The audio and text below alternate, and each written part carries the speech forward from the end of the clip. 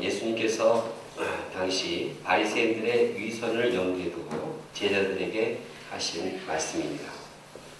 당시 바리새인의 역사는 한마디로 찬란했습니다. 그들은 자기 민족과 또한 하나님의 이상을 실현시키고자 열정을 가지고 바리새 운동을 일으켰습니다. 그리고 그 운동은 굉장한 파워를 가지고 성장해 나갔습니다. 정치가들은 6,000명 되는 그들의 이 모임을 무시할 수 없었습니다. 그리고 그들은 타민족과 이방민족과 순수한 자신의 유대인의 민족을 이제 구별하며 거룩함을 지키고 자신의 정체성을 지키고자 하였습니다. 이들의 모임은 사람들에게 큰 영향력을 줬습니다. 그래서 다른 사람들은 그들을 향해서 존경을 표하고 그들의 영향을 많이 받는 그 당시에 새로운 아주 강력한 이러한 파워의 소스가 됐습니다. 이렇게 이스라엘 민족 또 백성들에게 하나의 소망이 되었던 바리새 운동이 왜 하루아침에 파멸의 지경에 이르게 되었을까요? 왜 그들이 타락하고 영적으로 도덕적으로 변질이 되었을까요? 본문에서 예수님께서는 그들의 그 변질의 원인이 위선에 있다고 말하고 있습니다.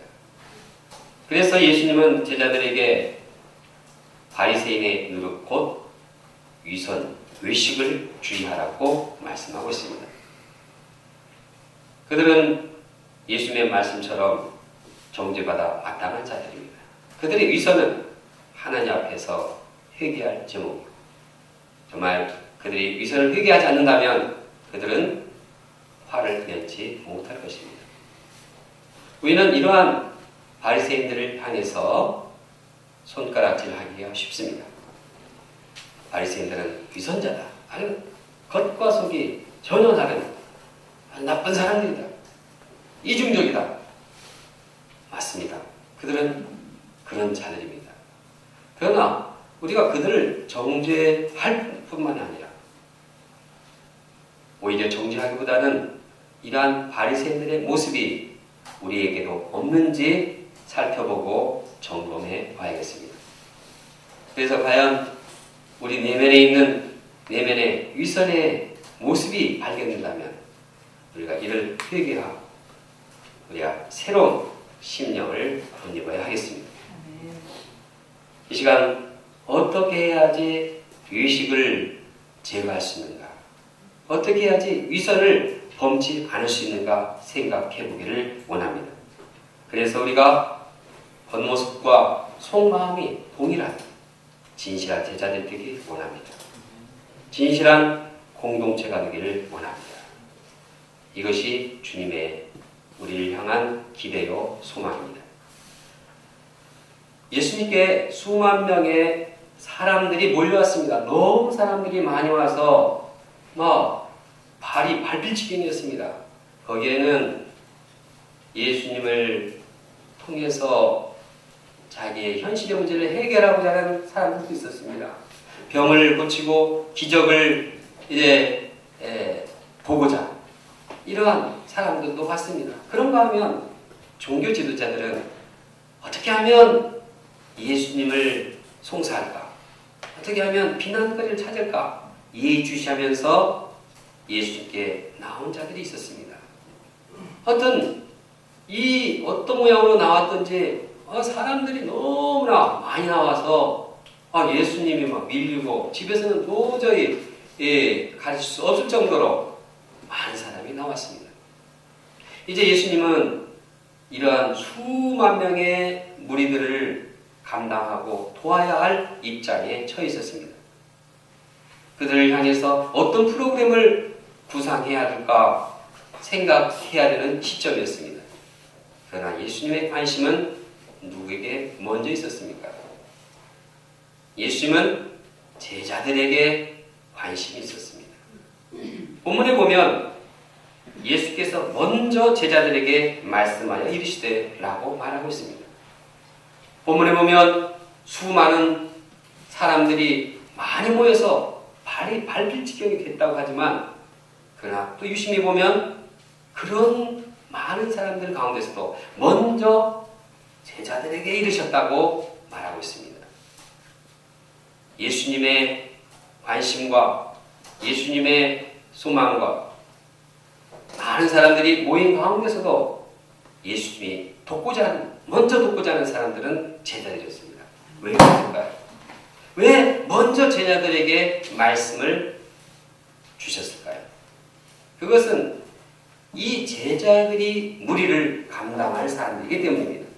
제자가 먼저 잘 돼야지 그 제자들이 무리에 대한 영향력이 좋게 되는 것입니다. 아무리 무리가 많고 그들을 잘 도와준다 할지라도 제자들이 잘못되면 무리들은 소망이 없습니다. 왜냐하면 제자들이 악영향을 끼치기 때문입니다. 예수님은 먼저 무리들이 그들을 잘 보살피기보다 무리들을 감당할 키 멤버인 이 제자들이 먼저 마음을 분명히 하도록 도우시고 계십니다. 그런데 예수님은 제자들이 그 시점에서 무엇을 해야 되는가? 바리새인의 노릇 곧 위식을 주의하라고 말하고 있습니다. 이 시점에서 제자들이 염두에 둬야 할 것은 위선을 조심하는 것입니다. 왜 예수님께서 이 시점에서 제자들에게 위선을 조심하라고 말씀했을까요? 그것은 제자들 마음에 위선을 범할 그러한 여지가 있었기 때문이 아닐까요? 그렇기 때문에 위선을 조심하라 말하고 있습니다. 왜 이 시점이 제자들에게 있어서 위선을 범하기 쉬운 때일까요? 그 상황을 생각해 보십시오. 많은 사람들이 몰려옵니다. 사람들이 많이 오면 마음이 뜹니다. 그리고 그 사람들을 통해서 내가 인기를 얻고자 하고 또 그 사람들을 통해서 내 명성이 드러나게 되기를 원하고 그 사람들을 통해서 내가 뭔가 잘 되기를 원하는 그런 마음이 생기기가 쉽습니다. 이것이 곧 누구의 마음입니까? 이것이 곧 바리새인들의 마음입니다. 예수님은 바리새인의 노릇 곧 위선을 조심하라고 말하고 있습니다. 한편으로 바리새인들을 생각해 볼 때 바리새인들은 예수님을 비난하고 꼬투리 잡고자 나왔습니다. 어찌하든지 예수님을 함정에 빠뜨리라고 합니다. 그들의 공격은 아주 무서웠습니다. 그리고 이들의 공격은 나중에는 예수님을 십자가에 못 박게 하는 아주 위협적인 것이었습니다. 그때 제자들 마음에는 꼭 바리새인들하고 꼭 이렇게 뒤틀려야 되나? 그들과 좀 잘 사귀어서 좀 문제없이 좀 하면 안 되나? 좀 바리새인들도 사람들에게 존경받고 바리새인들도 인정받고 그리고 우리도 또 같이 좀 바리새인들과 잘 이렇게 연합하면 우리도 좀 존경받고 그럴 것이 아닌가. 그러나 예수님은 바리새인과 타협하지 않도록 분명히 말씀하고 있습니다.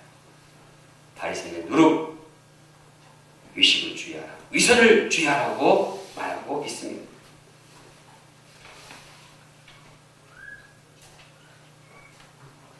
영적 지도자들에게 있어서 특히 많은 사람이 모일 때 영적 지도자들이 주의할, 경계해야 할 것 중에 하나는 바로 위선입니다. 우리나라는 급성장했습니다. 수많은 사람들이 모였습니다. 많은 사람들이 교회에 몰려왔습니다. 이때 우리가 경계할 일은 무엇입니까?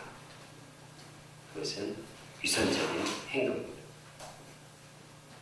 위선이 바리새 운동을 타락시키고 변질시켰습니다. 위선이 한국교회를 부패케 하고 또 멸망케 하는 원인이 될 수 있습니다.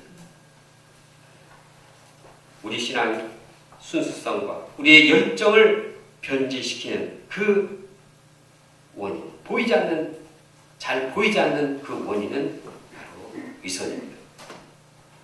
젊은 시절에 순수한 마음으로 열정을 다하던 그러한 신앙인들이 나이가 들어서 열정을 잃어버린 그 이유 중에 하나도 바로 위선입니다. 위선이 무엇입니까? 겉모습과 속이 다른 것입니다. 말과 행동이 다른 것입니다. 겉으로는 신앙생활 잘하는 것 같지만 겉으로는 순교자적인 찬양을 부르지만 실제 삶은 전혀 자기를 위한 그런 삶을 사는 것이 위선입니다. 우리 모임도 마찬가지입니다. 우리 모임은 민족과 하나님의 비전을 이루고자 시작된 열정적인 생명을 내걸고 시작한 이러한 모임입니다. 그래서 거기에 힘이, 거기에 영향력이 있었습니다. 하나님께서는 우리 모임을 세계선교 역사에 귀하게 쓰셨습니다. 이제는 한국교회가 우리 모임을 모델로 삼아서 세계선교에 이루고자 하는 그러한 분위기입니다. 그렇게 될 수 있었던 원동력이 무엇입니까? 믿음의 선배들이 신학적인 지식이 많아서 그렇습니까?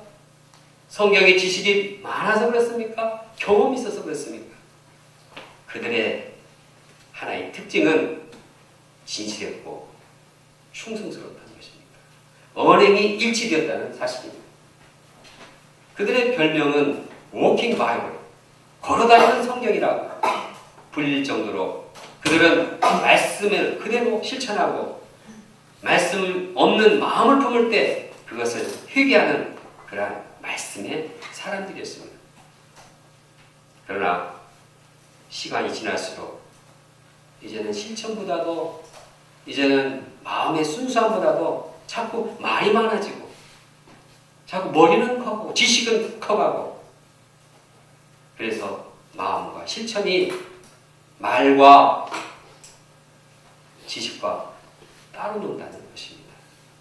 저는 우리 목자님들을 통해서 직접적으로 그런 얘기들을 듣습니다.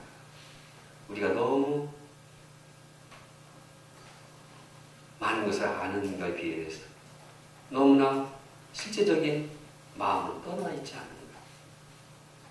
이것은 우리 목자님들을 통해서 또 내 자신이 이러한 현실을 보고 고백하는 이야기입니다. 말로는 신앙생활을 잘하고 말로는 겉으로는 우리가 문제가 없는 것 같지만 그러나 우리 마음, 우리 실제 생활, 우리의 숨어서 사람들이 보이지 않는 생활은 탐욕과 이기적인 세상 잔재미로 점점 늘어간다면 그것은 위선이요 하나님께서는 그런 위선자들을 쓸 수 없는 것입니다. 바리새파 운동이 하나님의 역사에 시들해진 이유는 위선이었습니다. 우리가 이러한 위선의 마음이 있는 것을 회개하지 않으면 우리 역시 하나님의 역사에 쓰임받기 힘든 것입니다. 그러므로 우리 모임이 계속적으로 하나님께 귀히 쓰임받기 위해서는 다른 무엇보다도 이 시점에 있어서 위선을 조심해야 합니다. 위선을 피해야 합니다. 위선을 회개해야 합니다. 정직해야 합니다. 언행이 일치해야 합니다. 진실해야 합니다. 예수님은 제자들에게 말씀하셨듯이 우리에게도 동일한 말씀을 하십니다. 위선을 경외하라. 위선을 조심하라. 바리새인의 누룩을 조심하라. 그러면 우리가 위선을 범하지 않기 위해서는 어떻게 해야 할까요? 첫째로 위선이 쓸데없다는 사실을 알아야 합니다. 2절 3절 보면 감추인 것이 드러나지 않은 것이 없고 숨긴 것이 알려지지 않을 것이 없나니 이러므로 너희가 어두운 데서 말한 모든 것이 광명한 데서 들리고 너희가 골방에서 귀에 대고 말한 것이 지붕 위에서 전파되리라고 말씀하고 있습니다. 그들이 아무리 속에 있는 탐욕과 악독한 더러운 마음을 감춘다 할지라도 드러납니다. 오늘 말씀에 보면 예수님의 말씀으로 드러납니다. 그들이 어떤 자인가가 다 드러납니다. 자신이 눈을 가리고 있다고 해서 예수님은 안 봅니까? 예수님은 다 봅니다. 마음 가리는 것입니다. 예수님은 영적인 통찰력을 가지고 마음의 모든 현상까지도 다 녹화해서 하늘나라에 저장해 놓습니다. 하늘나라에 CCTV가 있을 것입니다. 그 CCTV는 이런 화면이 아니라 아주 그냥 4차원적인 영혼의 모습까지 담긴 그런 CCTV일 것입니다. 사람도 만드는데 왜 하나님께서 CCTV 비슷한 걸 못 만들겠습니까? 다 드러납니다. 바리새인들만 그 마음의 내면에 속에 있는 것을 드러내는 것이 아닙니다. 모든 사람들의 감추인 것들, 속에 있는 죄악들 다 드러나는 것입니다. 그러므로 아무리 감춰봤자 소용없습니다. 다 드러날 거예요. 뭐 그게 감추려고 노력합니까? 어차피 다 드러납니다.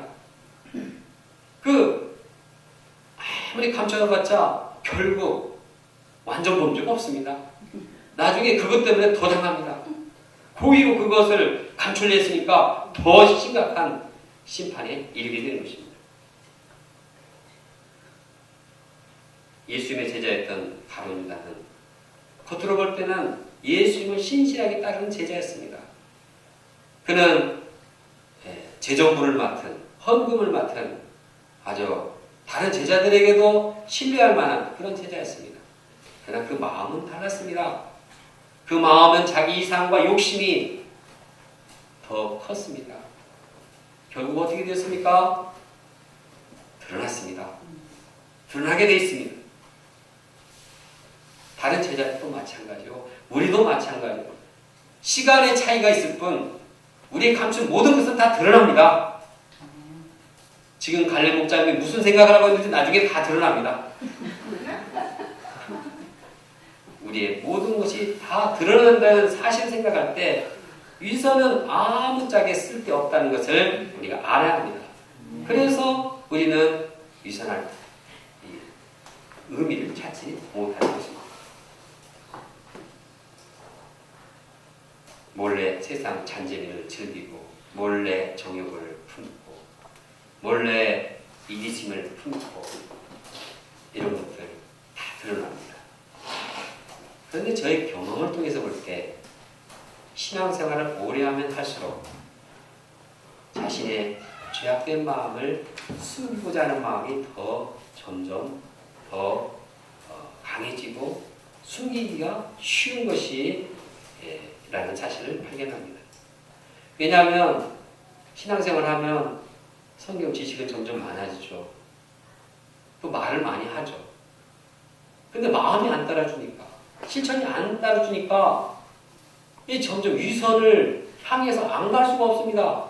가만히 있으면 위선적이 됩니다. 우리 신앙생활을 좀 많이 하신 분들은 공감하지 않습니까? 귀에 들어오는 게 많고 말하는 게 많은데 이것이 그대로 실천이 돼야 되는데 머리로 돌아가는데 마음의 회개가 안 되니 이게 위선자가 되지 않을 수가 있겠습니까? 거기다가 또 위선을 부추기는 것은 신앙의 경륜이 쌓여갈수록 또 선배라는 또 먼저 내가 예수 믿었다는 것 때문에 다른 사람들이 굉장히 뭐 존경까지는 안 가지만 그래도 참 뭔가 좀 있어 보이지 않는. 특히 저는 이제 목자로서 매주 메시지를 전하니까 요새 목자님은 그래도 상당한 경지에 이르지 않았을까. 물론 뭐 그럴 수도 있지만 그러나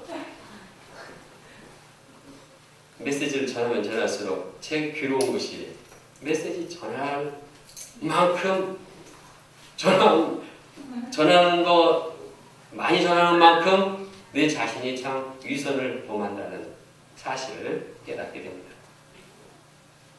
그런데도 왜 드러내지 못합니까? 상대방에 상처를 줄까봐 못 드러내겠습니다.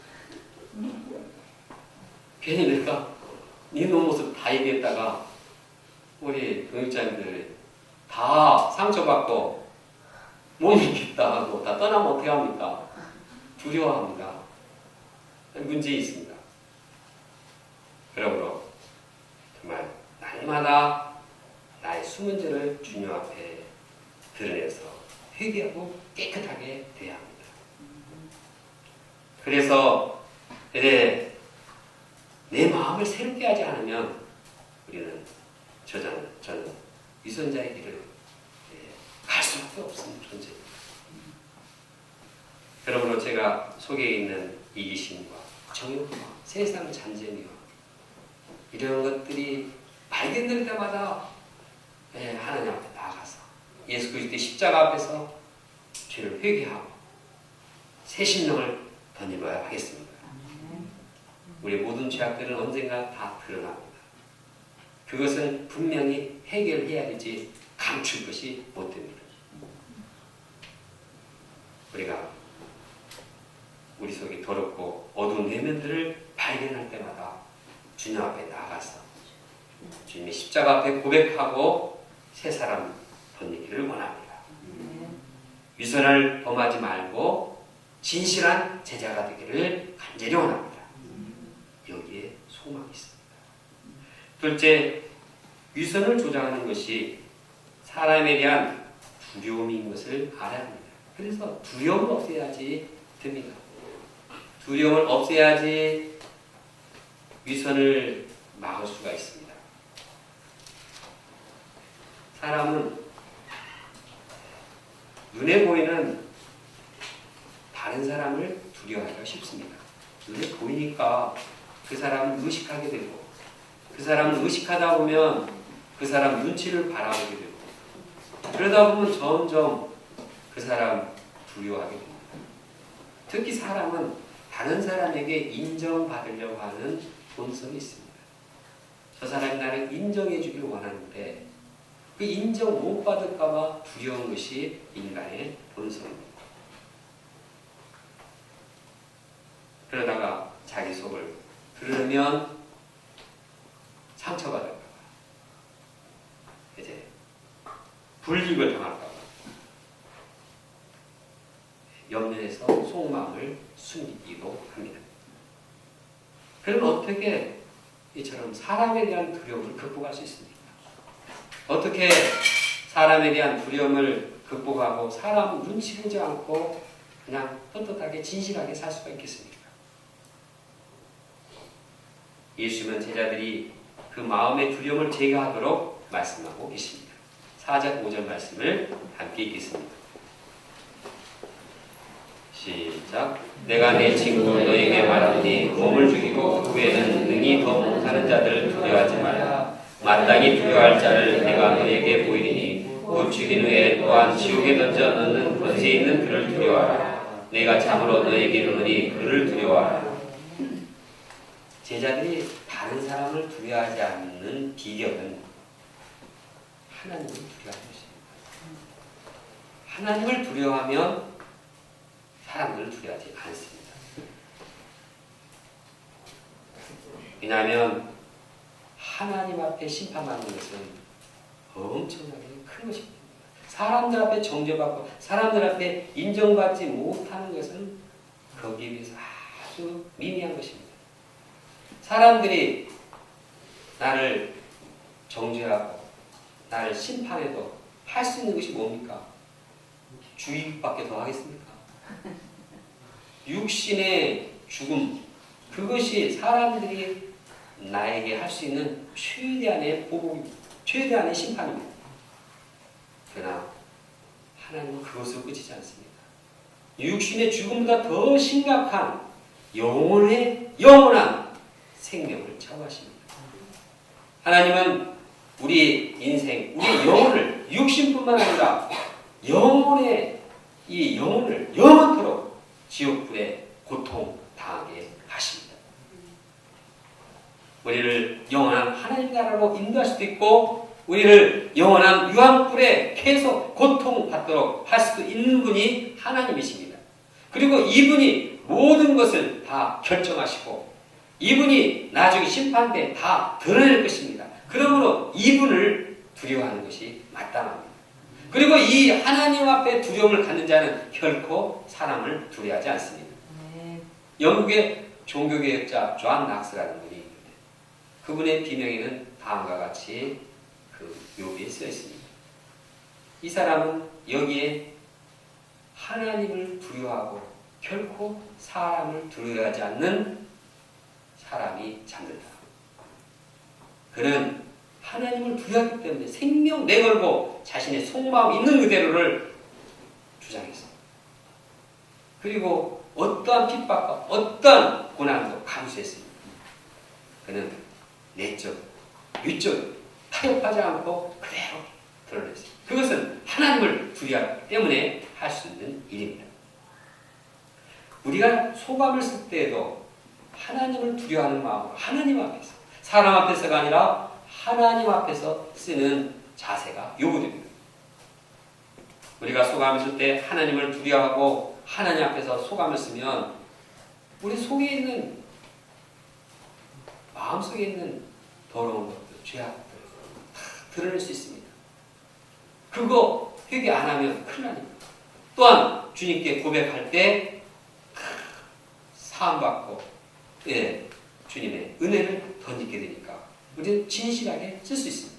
그리고 영혼의 자유함을 누릴 수가 있습니다. 그런데 하나님을 두려워하고라도 사람을 두려워하면 어떻게 됩니까? 소감이 사람 앞에서 발표용 소감으로 전역하게 됩니다. 이런 분은 자기 죄를 숨깁니다. 괜히 말했다가 목자님한테 훈련받고 다른 사람들이 괜히 이거 알면 나를 어떻게 볼까? 아주 이제 소설을 쓰기 시작합니다. 그래서 아예 소설 쓰기 싫다. 그냥 내가 감추고 말이지. 그러나 이렇게 될 때 진짜 하나님의 무서운 심판을 피할 수가 없습니다. 저는 우리 목자님 중에 자신의 소감을 통해서 죄를 진실하게 고백하는 모습을 봅니다. 안타깝습니다. 왜? 그 죄를 안 졌으면 더 좋았을 텐데. 그러나 저는 감사하고 소망을 가집니다. 왜냐하면 진실하고 하나님 앞에서 소감을 감당하기 때문입니다. 사람 앞에 칭찬을 받는 소감보다는 하나님 앞에 진실되고 하나님 앞에서 심령을 새롭게 하고 하나님 앞에서 내면을 새롭게 하는 그런 소감을 쓰기를 원합니다. 여기에 그 사람의 하나님에 대한 소망이 있고 우리 모임에 대한 소망을 보게 됩니다. 우리가 겉으로 아무 문제 없는 거지. 소감이 아니더라도 그냥 신앙생활하는데 아무 문제가 없는 것처럼 그냥 잘하고 회개한 사람, 죄를 하는 사람들은 왜 저 사람은 항상 저러냐 이런 사람은 진짜 문제입니다. 하나님께서 이러한 위선자들은 쓸 수 없기 때문입니다. 우리가 소감 쓸 때뿐만 아니라 모든 생활이 하나님 한 분만을 두려워하면서 하나님 앞에서 신앙생활을 원합니다. 진실한 제자들이 되기를 원합니다. 또 우리 제자들이 사람을 두려워하지 않을 수 있는 그 비결은 하나님의 사랑을 확신하는 게 있습니다. 사랑은 두려움을 내쫓습니다. 그 마음에 사랑이 있으면 두려움이 없습니다. 우리 가은이나 우리 유겸이 보면 부모님의 사랑 듬뿍 받고 있으면 두려움 없습니다. 부모가 다 사랑해서 알아서 먹여주고 알아서 다 배수도 갈아주고 그냥 기뻐합니다. 생활 염려 안 합니다. 이거 오늘 아빠가 좀 부러울까? 그런 염려 안 합니다. 왜냐하면 부모의 사랑, 믿기 받고 있는 것을 확신하기 때문입니다. 이처럼 하나님의 사랑을 믿는 자는, 하나님의 사랑을 확신하는 자는 두려움이 없습니다. 예수님은 제자들에게 하나님 사랑 확신하도록 말씀하십니다. 참새 5마리가 두 아사리온에 팔리는 것이 아니냐. 그러나 하나님 앞에는 그 하나도 잊어버리는 바 되지 아니하는도다. 너에게 심지어 머리털까지도 다 세신 바 되었나니 두려워하지 말라. 너희는 많은 참새보다 더 귀하니라. 별로 가치가 없는 참새 한 마리도 하나님은 귀히 여기시고 그를 보살피시고 그의 모든 날아가는 것까지 다 신경 쓰고 먹을 것까지 다 챙겨주십니다. 머리카락 하나도 하나님께서는 관찰하시고 세시고 또 유심히 바라보시는 분입니다. 그런데 하물며 하나님께서 자기가 사랑하는 자녀들을 사랑하지 않을 리가 없습니다. 우리는 이러한 하나님의 사랑을 생각할 때 두려워하지 않게 됩니다. 두려워하지 않으면 진실하게 됩니다. 가족에서도 그렇지 않습니까? 아빠가 무서우면 괜히 말했다가 괜히 맞을까봐 말도 안 하고. 그러나 우리 아빠는 사랑이 많아서 무슨 말을 받아주고 친구야 친구. 그러면 아유 진실하게 다 얘기하지 않습니까? 왜 거짓말합니까? 왜 속마음을 숨깁니까? 사랑이 확신하지 못하기 때문입니다.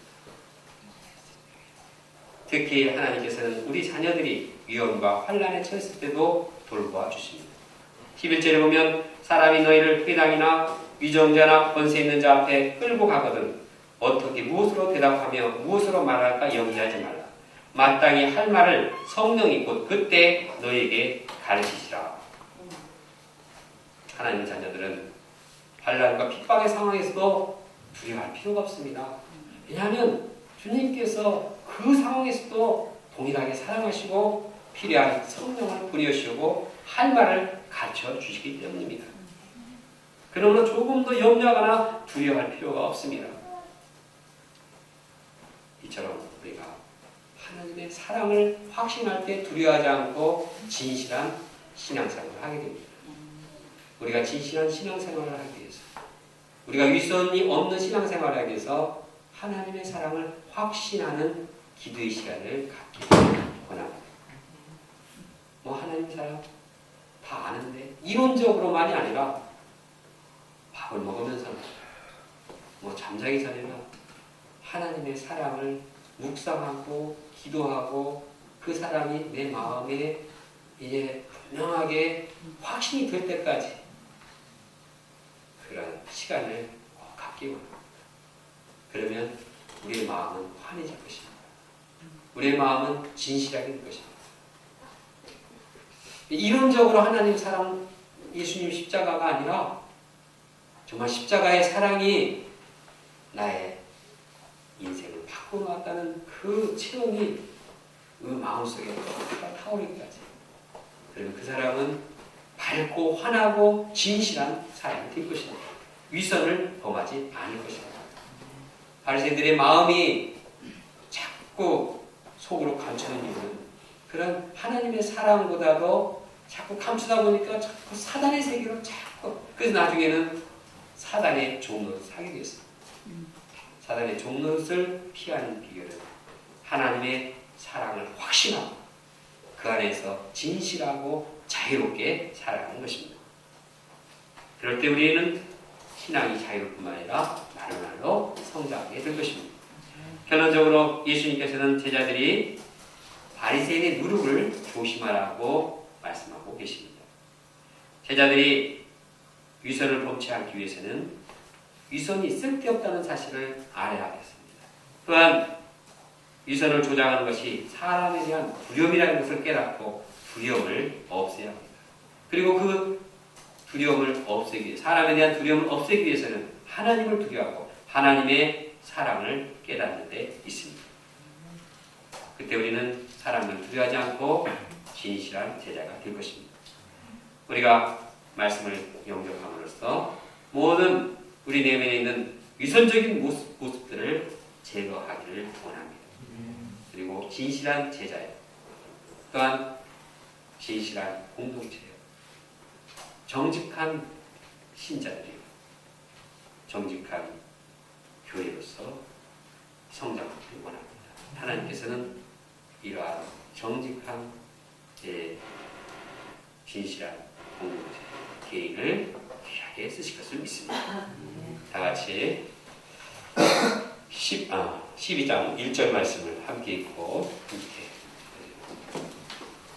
기도하겠습니다. 시작. 그동안에 우리 성도들에게 서로 같은 만큼 되었더니 예수께서 먼저 제자들에게 말씀하여 주시되 바리새인들의 노릇 곧 의식을 주의하라.